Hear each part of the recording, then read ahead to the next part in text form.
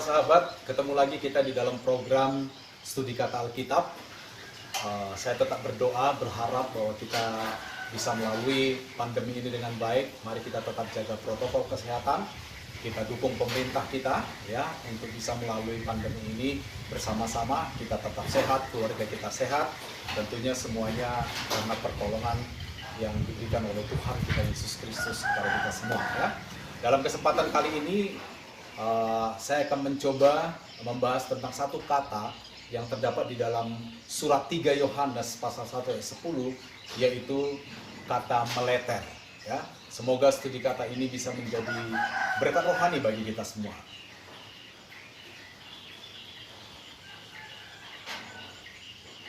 Ya, kata meleter ya. Kata meleter ini sendiri sebenarnya jarang saya dengarkan di dalam pergaulan sehari-hari, hampir tidak pernah saya mendengar orang mengucapkan kata meleter. Kata ini hanya saya dapatkan di dalam teks Perjanjian Baru ya. Kamus Besar Bahasa Indonesia memaknai kata meleter ini adalah mengeluarkan percakapan atau kata-kata, kalimat-kalimat secara terus-menerus tetapi tidak punya makna, tidak menentu, tidak tahu apa tujuannya ya. Nah, sebenarnya kata meleter ini diterjemahkan dari kata fluaron di dalam teks aslinya. Kata fluaron ini sendiri berasal dari kata dasar fluareo ya. Ini adalah satu kata kerja ya. Nah, sebagai kata kerja, kata ini atau fluareo itu hanya satu kali saja dipakai di dalam teks Perjanjian Baru, yaitu di dalam teks 3 Yohanes pasal 1 ayat 10 ini ya. Jadi ini termasuk kata yang hafax legomenon, hanya diucapkan satu kali di dalam teks Perjanjian Baru. Nah, kata ini juga pernah dipakai sebagai kata sifat. Jadi bukan kata kerja di dalam teks 1 Timotius pasal 5 ayat 13. Dan sebagai kata sifat, kata ini pun hanya dipakai satu kali saja di dalam teks 1 Timotius tadi. Nah, fluareo ya, kata ini biasa dipakai untuk mengekspresikan satu tindakan. Ya, tindakan apa? Berbicara omong kosong, berbicara sesuatu yang tidak berguna, ya, atau bergosip, atau bisa juga ditarik maknanya lebih panjang sebagai memprovokasi, ya, atau menyatakan kebohongan dengan tujuan untuk melawan. Ya, kira-kira kata fluareo di dalam teks Alkitab maknanya itu mengarah ke sana, ya, berbicara omong kosong, berbicara sesuatu yang tidak berguna, bergosip, memprovokasi, ya, menyatakan kebohongan untuk melawan sesuatu, ya, itu dia. Nah, coba kita melihat konteks yang lebih luas di mana kata ini muncul. Tentunya seluruh pasal 1 dari kitab 3 Yohanes ini, itu konteks yang lebih luas yang bisa kita lihat. Nah, kata meleter ini sendiri muncul sebagai satu perbuatan yang dilakukan oleh seorang yang bernama Diotrephes. Nah, kalau kita cek di ayat 9, ya, aku telah menulis sedikit kepada jemaat, tetapi Diotrephes yang ingin menjadi orang terkemuka di antara mereka tidak mau mengakui kami, sampai ayat 10. Karena itu apabila aku datang, aku akan meminta perhatian atas segala perbuatan yang telah dilakukannya, sebab ia meleter, melontarkan kata-kata yang kasar terhadap kami, dan belum merasa puas dengan itu, ia sendiri bukan saja tidak mau menerima saudara-saudara yang datang, tetapi juga mencegah orang-orang yang mau menerima mereka dan mengucilkan orang-orang itu dari jemaat. Jadi seorang yang bernama Diotrephes, ya, dia meleter menentang Rasul Yohanes dan menentang beberapa jemaat yang mau menerima utusan-utusan Yohanes. Ini nanti kita akan coba lihat lebih jauh ya. Nah, agak sulit mengidentifikasi dengan tepat siapa sesungguhnya Diotrephes ini, karena kita hanya memiliki keterangan dan namanya hanya muncul satu kali saja. Ya, beberapa ahli tafsir menuliskan beberapa dugaan tentang siapa Diotrephes ini.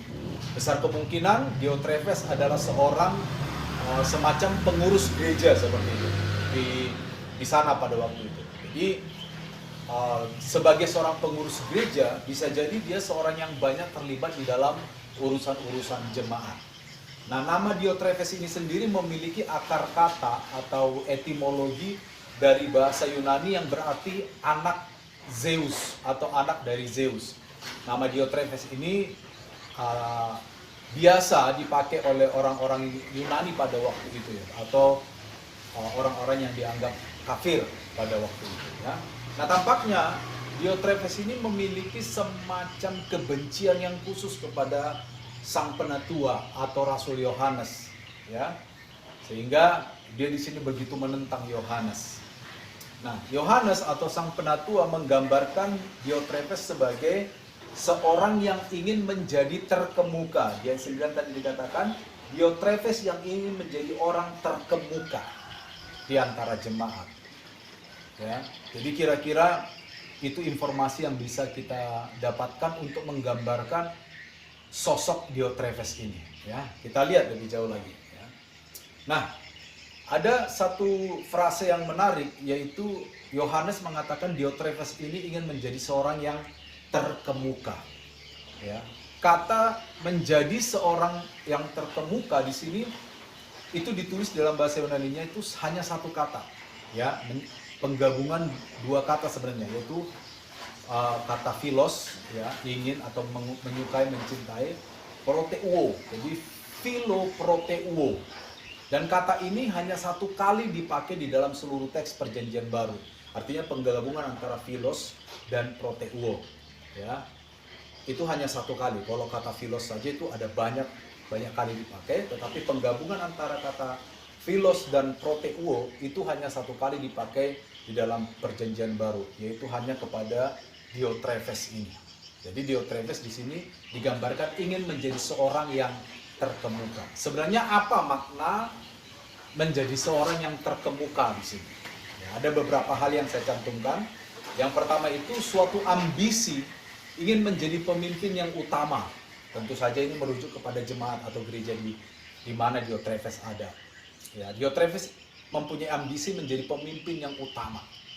Ya, Diotrephes memiliki ambisi untuk memiliki otoritas, sebagaimana Rasul Yohanes berotoritas atas jemaat ini. Ya, jadi ini bisa diarahkan ke sana. Menjadi ingin terkemuka juga bisa digambarkan memiliki ambisi mendapatkan penghormatan lebih daripada orang lain. Ya, ambisi memperoleh penghormatan lebih dari yang lain. Nah, akar kata ya tadi philos dan proteuo, ya, akar kata di sini mengisyaratkan ingin memiliki keunggulan sebagaimana keunggulan Kristus yang digambarkan pada surat Kolose pasal 1 ayat 18. Di mana dikatakan di sana Kristus itu adalah yang pertama. Ya, kira-kira yang pertama, yang terutama. Itu bisa dimaknai yang paling unggul juga. Nah, akar kata ini memiliki akar kata yang sama dengan philoproteuo. Jadi akar kata sekali lagi mengisyaratkan kata ini memiliki keunggulan. Seorang yang ingin memiliki keunggulan sama seperti Kristus unggul. Nah, ini sangat berbahaya ya. Tampaknya Diotrephes ini tidak qualified menjadi seorang pemimpin. Ya, sehingga dia bertingkah aneh-aneh. Ya, dia berambisi sangat besar untuk menjadi seorang pemimpin. Ya, seperti itu kira-kira kalau kita memaknai kata philotropeuo ini. Nah, ada beberapa catatan yang perlu kita lihat.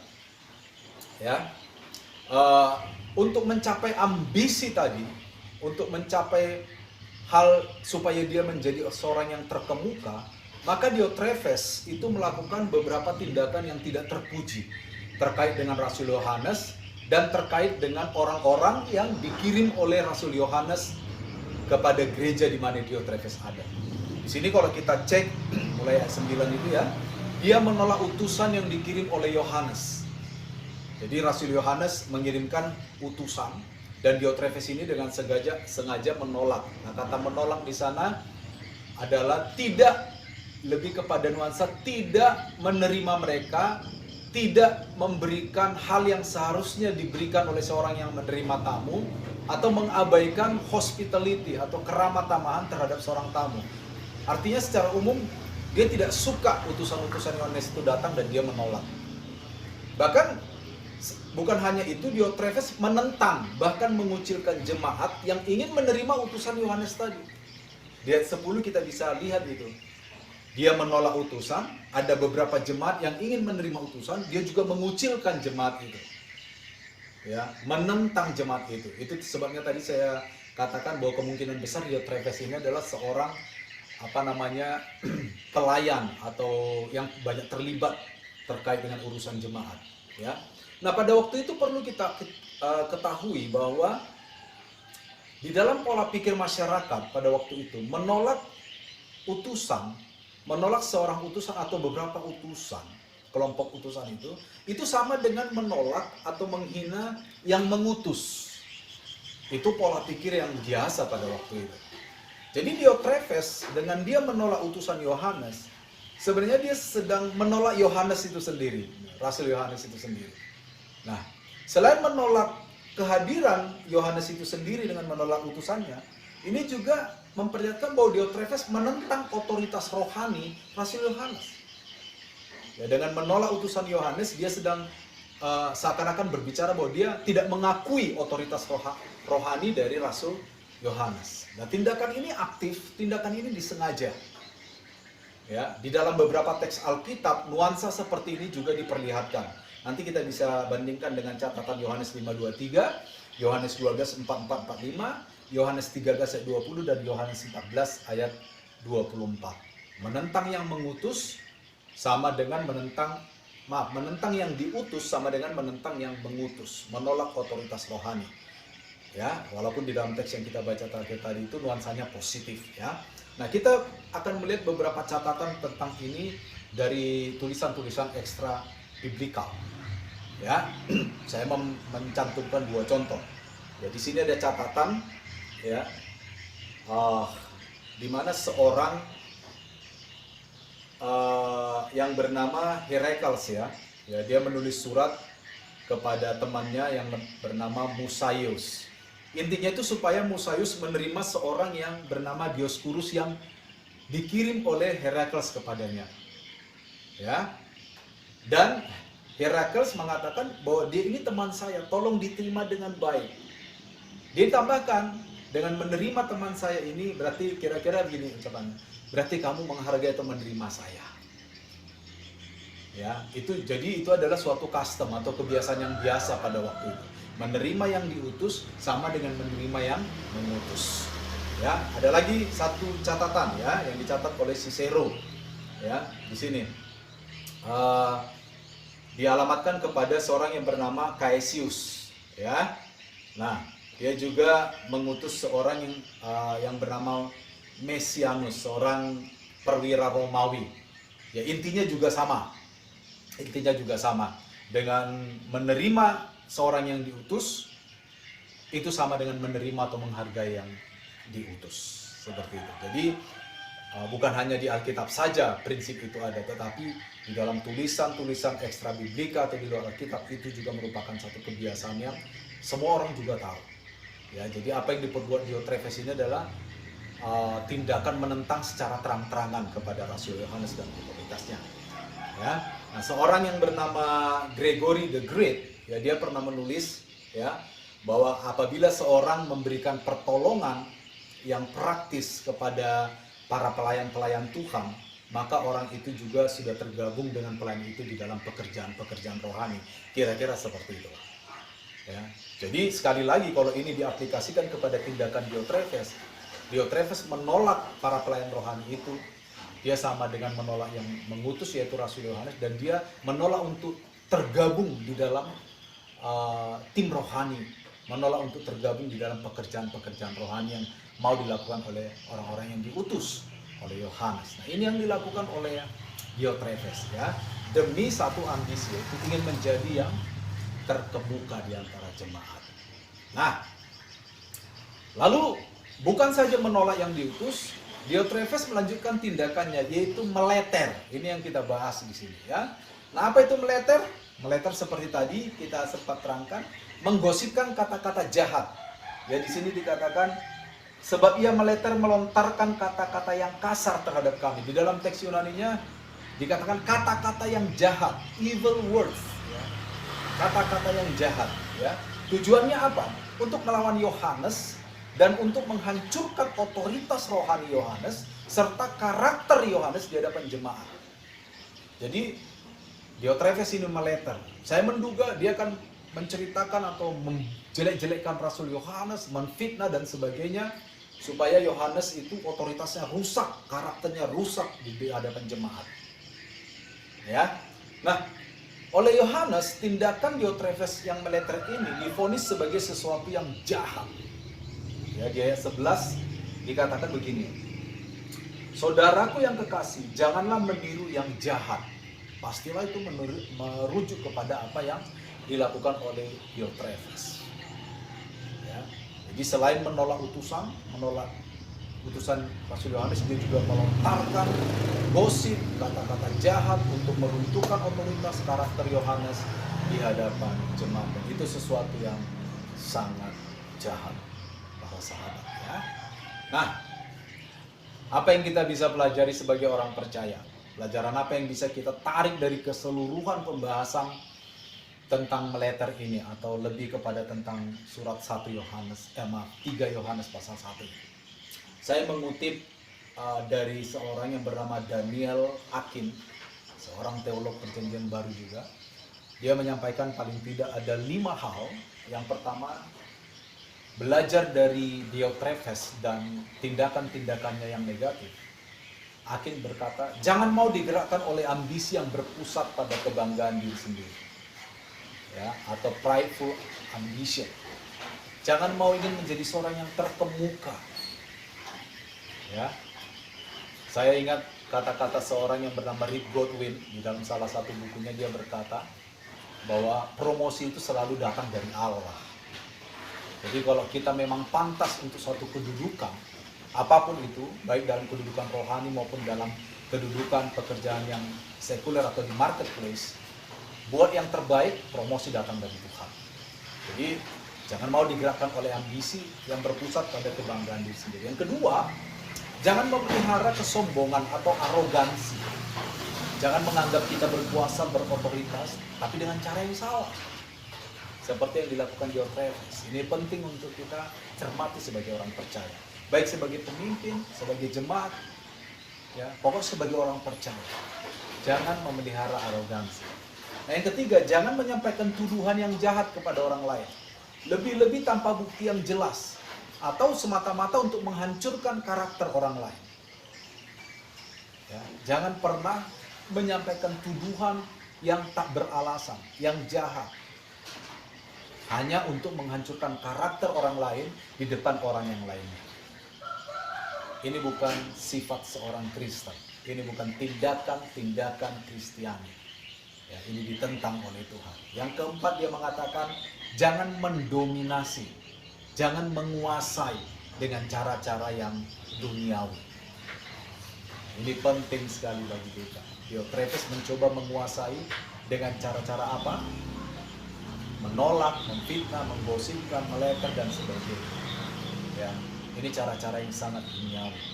Kalau memang Tuhan izinkan kita menguasai sesuatu, biarlah kita melakukannya dengan cara-cara yang tepat, di mana Tuhan sendiri yang menuntun dan tidak bertentangan dengan cara-cara Allah yang dituliskan di dalam firman-Nya. Terakhir, sebaliknya, ya, mari kita jaga dan perhatikan motif kita bertindak, keputusan-keputusan kita, lidah kita, dan seluruh tindakan kita sebagai orang percaya. Mari kita jaga dengan baik, ya, karena ini adalah bukti nyata nantinya. Apakah kita adalah seorang Kristen yang benar atau malah sebaliknya. Diotrephes merupakan contoh yang buruk. Ya, walaupun di dalam teks 3 Yohanes pasal 1 ini ada 2 contoh yang baik. Yang pertama Gaius dan yang kedua di sini ada Demetrius. Ya, tetapi ada 1 contoh yang buruk yang ditampilkan, yaitu Diotrephes.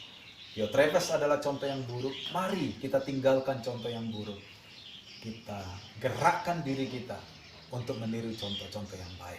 Mari kita jaga motif kita, keputusan kita, lidah kita, dan seluruh tindakan kita. Ya. Saya pikir itu yang bisa saya sampaikan pada kesempatan hari ini dalam studi kata Perjanjian Baru terkait dengan kata meleter ataupun Diotrephes atau keseluruhan konteks di dalam surat 3 Yohanes pasal 1 ini. Semoga menjadi berkat rohani buat kita. Tuhan Yesus memberkati kita semua.